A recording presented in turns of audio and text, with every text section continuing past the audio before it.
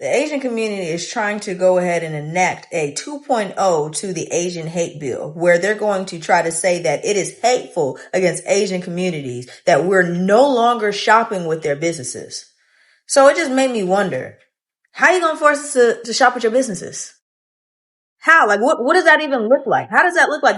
So is it just that the people who are speaking about the boycott are going to be condemned, or what is it? How is that going to work? Had to pass the anti-Asian American hate crime bill, huh? And then once you got the hate bill passed, you stood your kissing ass up there and said that black people were the reason why you weren't getting admitted into Ivy League schools, and then they banned DEI, and your ass still not getting into them Ivy League schools. Guess who still is getting in? Black women, young black men. But I thought it was us. Nigga, I'm gonna tell you something. And I'm gonna tell you all you dumbass people think. If we getting something and we getting somewhere and you not, it's a you problem. Cyrus Cormack walks into a convenience store, picks up 4 bottles of water, puts them back, all on camera, is accused of stealing, leaves the store with no idea that anybody is in pursuit of him or that he's done anything wrong, because he didn't. Said that he had a gun, he didn't. And then is chased by the Chows. Rick Chow, the father, and his son Andy Chow. Andy Chow want to get up there and play dumb. He think that because that's that white playbook. He think, oh, I just go up here. I so dumb. I know nothing. I'm just a quiet. I don't bother nobody.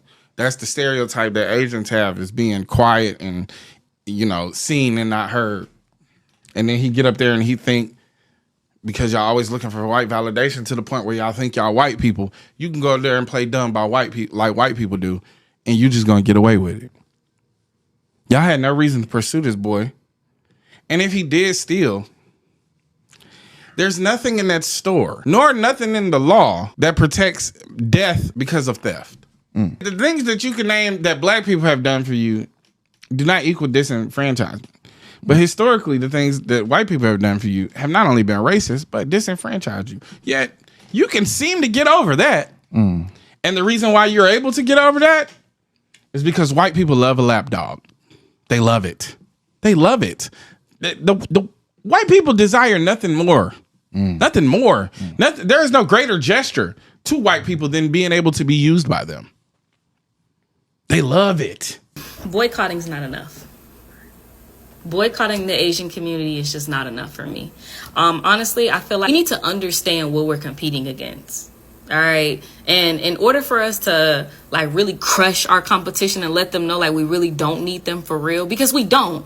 And what that video told me was that their business models, they came here and they made great business models that work in our own communities. And we haven't figured out how to do that. So I'm going to take my accounting expertise and bring it to you. So first of all, we need to understand what we're competing against. All right. Now, one person goes over to Asia, they come here, or that one person comes from Asia, they come over here, they work, save money, buy a building, open up a nail salon. They call 5 of their family members and say, hey, nail salon is up and running.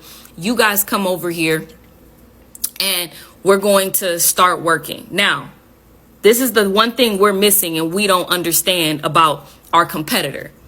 They're not going to pay them the same thing that we would expect here in America. Why? Because their expectations are different. They're not coming here thinking they're going to make $17 an hour. They're actually okay with making 10. They're not rich. So their largest expense is now cut in half. Not only that, but their business model makes sense for our own black communities, right? And I'll say, for the specific communities that one man was talking about, right? He's talking about low income communities. Let's keep it a band. And the reason it works for us is because their price point is low. Why is their price point low? Because they do high volume. High volume meaning there's 5 different people, maybe 6, 7 different employees in there. They can afford to have 6, 7, 8 employees there because they're only paying them $10 an hour. They do not have to pay them the standard rate of 17. So they can have more employees in there, right? So more employees equals more people that can get done, right? They can probably bust out about $1,500 to $2,000 a day working on maybe, 30, 40 women in one day. That's easy work for them. And that's only one day. So high volume is what helps them. High volume, low price point. Okay. Also keep in mind, largest expense is very minimum because they're using foreigners to handle their labor in their business. All right, so now let's talk about us in our Black community. I'm not sure why we have all these one-off nail salons. And what I mean by one-off, meaning you have one person in this nail salon, in this studio, that's charging about $150 per set. That doesn't work. Why would that ever work? One, you're not helping the community. Two, you're not giving jobs. Three, yeah, you might be making $600 in a day, but how long is that gonna last? It might not be consistent. You know, and you're doing all the work, right? Because you're just one person. So you're doing the marketing, you're doing the sales, you have to do the nails, you have to do the cleanup, the taxes, the accounting. You're doing everything because you're one person. But if you opened a business, you can spread the wealth. So hear me out. Again, disclaimer, I am not in the nail industry, so I don't know all the details, but I'm an accountant and I'm really good with numbers. So follow me here. What if we did 2 different models in a nail factory? Meaning the first model being a membership model. Okay. You tell 150 women that, hey, you can get your nails and toes done twice a month for $200, right? Or maybe you say 300. I'm gonna go with 200 though for math's sake. Okay. If you can get 150 women to do that, that's going to be $30,000 in recurring revenue every single month. Guaranteed. $30,000 in recurring revenue. Okay. Now let's talk about the highest expense. It's going to be payroll. You make it $30,000 in recurring revenue, you can afford to pay somebody $17 an hour. It might cost you about, with 5 employees, that's probably going to cost you about $12,240. That's paying 5 employees, $17 per hour, and they're working about 36 hours per week. That's going to be $12,240. If you add in the taxes and the payroll fees that you're going to have to pay, that's going to be about $16,000. Okay. But you just made $30,000. That leaves you with $14,000 left, or 47% of your revenue to pay for other things. And that's just one tier. The second tier is that these nail techs that can build their own clientele, come work in the studio in our building. We take 10%. The other 90 is for you. You think one nail tech, let's say they do $5,000 per month, okay? And that's minimum. They do $5,000 per month. We're going to take 500 of that. You get 10 of those. You done made an extra $5,000. So now instead of $30,000, you just made $35,000. Great business model. Everybody eats. You have your employee, you have your people that want to do their own business. They're keeping 90% of their revenue. Then you have the people that are doing hourly, and you're doing a membership model with them. I want to hear your thoughts and what you would think about it. But my goal is to build something sustainable to where we never have to go back to the Asian community. It's not a question of boycotting. You'll never see us again because our business models work in our own communities. Can consumers choose where they spend their money? A growing debate online says some shoppers are intentionally avoiding certain businesses. But is this an organized movement or just another viral social media narrative? Let's watch more clips and we'll come back to talk about it. Again, Moors, this is an opportunity. So these sleepy Moors, they're saying not another dime. Eventually, they're going to be like, oh, why? They're going to be like, there's got to be a way that I can counteract these people using their nationality against me. Because of, I'm not taking it seriously, but I'm just going to pass it on. Apparently, there are Asian American business owners who are going around, allegedly, I don't know how true this is, saying we need to file yet another Asian hate bill because the black folks said we ain't going to shop with us. They're not going to shop with us anymore.